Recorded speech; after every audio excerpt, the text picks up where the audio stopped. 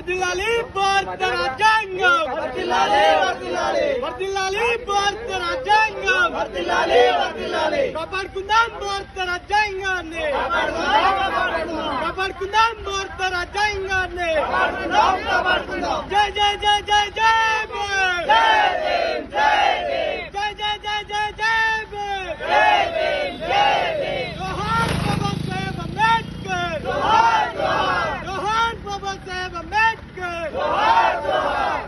जिंदाबाद बहुजन समाज पार्टी, जिंदाबाद जिंदाबाद. जोहार डॉक्टर बाबा साहेब अंबेडकर गारू, जोहार जोहार. गांधी कुमारी मायावती गारी नायकत्వం, వర్ధిల్లాలి. जय जय जय जय जय भीम, जय भीम जय भीम. बहुजనుల ఐక్యత, వర్ధిల్లాలి. बहुजనుల ఐక్యత, వర్ధిల్లాలి. जोहार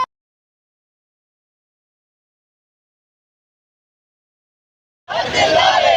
बहुजనుల ఐక్యత, వర్ధిల్లాలి. जिंदाबाद बहुजन समाज पार्टी, बहुजन समाज पार्टी, जिंदाबाद जिंदाबाद. जिंदाबाद बहुजन समाज पार्टी, जिंदाबाद जिंदाबाद. जय जय जय जय जय भीम, जय भीम जय भीम, जय जय जय जय जय भीम, जय भीम जय भीम. जिंदाबाद बहुजन समाज पार्टी, जिंदाबाद जिंदाबाद. मायावती गारी नायकत्వం, వర్ధిల్లాలి. गांधी कुमारी मायावती गारी नायकत्వం, వర్ధిల్లాలి.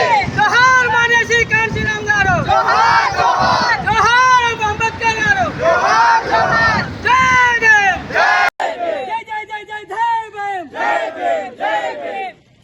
కాపాడుకుందాం భారత రాజ్యాంగాన్ని, కాపాడుకుందాం భారత రాజ్యాంగాన్ని, సాధిద్దాం మహనీయుల ఆశయాలను, సాధిద్దాం మహనీయుల ఆశయాలను.